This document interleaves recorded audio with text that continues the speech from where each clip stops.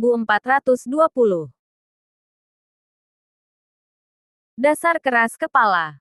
Dengan ekspresi dingin, Marlon mengangkat tangan dan menghantamkan telapak tangannya ke arah Agus, menjatuhkannya dari udara. Jika bukan karena perubahan mendadak yang meningkatkan kekuatan Agus dan senjata langka yang dia gunakan untuk menahan sebagian besar serangan itu, Agus pasti sudah tewas seketika. Saat tubuh Agus meluncur ke bawah, Ron telah menyusulnya dari belakang. Dengan senyum dingin menatap wajah Agus yang berlumuran darah. Bandal sekali. Nggak heran kamu dan Dito berakhir memalukan. Ejek Ron. Tanpa basa-basi, Ron menghantam Agus dengan satu tendangan keras. Agus mengangkat pedangnya untuk menahan. Tetapi karena terluka parah, dia hanya bisa menahan sebisanya. Tubuhnya kembali terlempar ke udara. Kali ini mendarat di dekat Marlon, yang segera memegang dan mematahkan salah satu tulang Agus. Namun, Agus tidak berteriak kesakitan. Dia hanya mengeluarkan teriakan perlawanan. Lalu, dia mengayunkan pedangnya dengan gagah, mengerahkan sisa kekuatannya untuk menjaga jarak dan mencari celah melarikan diri demi memberi waktu untuk Daniel. Darahnya terciprat di udara. Teriakannya yang penuh semangat menggema di angkasa, membawa suasana yang penuh kepiluan.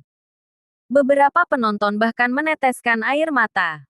Marlon yang semakin tidak sabar langsung melesat dan melancarkan serangan telapak tangan lagi. Agus mengangkat pedangnya untuk melawan. Tetapi kondisinya sudah sangat parah. Tubuhnya penuh luka. Hanya angin dari serangan itu saja sudah membuatnya hampir tidak bisa bernapas. Agus menggigit giginya, bersiap untuk menghancurkan papan giok di tangannya. Meskipun tahu nyawanya akan melayang, dia lebih memilih mati daripada membiarkan peninggalan berharga ini jatuh ke tangan para pengecut dari 6 jalur puncak kematian. Agus, dunia ini gelap, penuh para bangsawan yang tamak dan menindas rakyat jelata. Lihat saja, orang-orang seperti aku dan Ron, duduk di puncak kekuasaan, siap menusuk kalian dari belakang. Kamu tetap ingin melindungi mereka. Untuk apa? Marlon berhenti melangkah, lalu berkata dengan suara dingin. Tidakkah lebih baik kamu buka mata dan sadar lebih awal? Memang gelap, jawab Agus. Wajahnya pucat, tetapi dia tersenyum lemah. Aku dan orang-orang biasa lainnya sudah sering melihat wajah pongah para bangsawan. Tapi majikanku selalu berada di depan kami.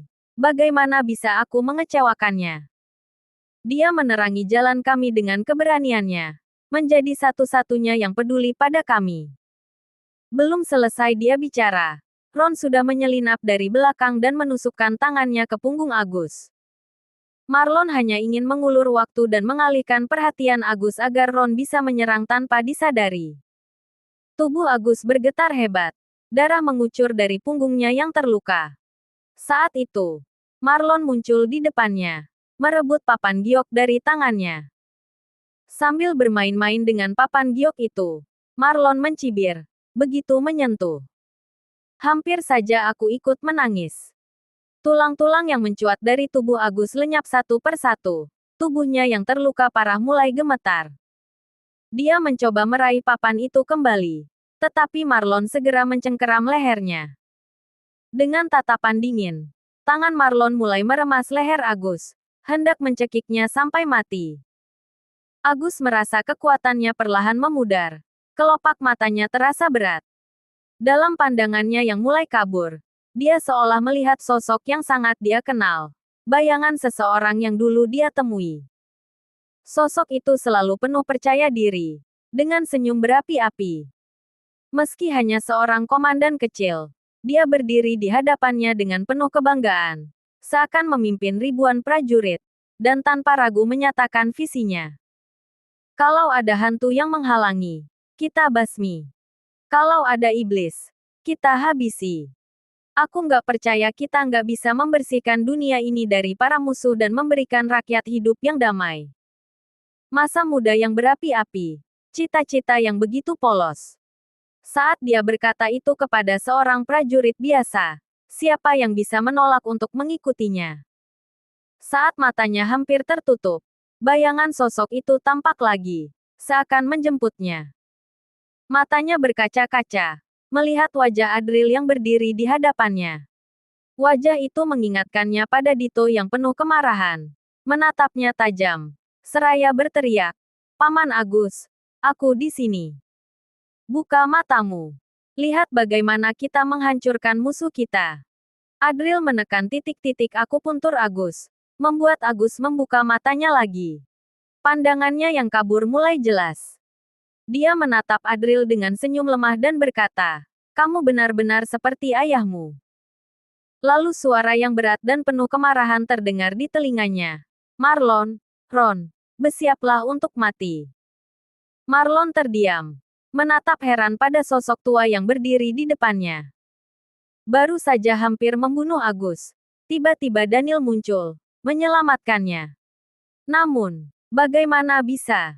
Bukankah dia sedang dalam proses pemulihan dari racun? Kamu. Ron juga terperangah. Tubuh Daniel memancarkan aura dahsyat, seolah kembali ke puncak kekuatannya. Kekuatan tingkat langit tahap ke-9 puncak. Boom! Daniel melancarkan serangan besar. Angin badai menyebar ke segala arah. Begitu menakutkan. Lari. Ron merasakan ketakutan yang luar biasa.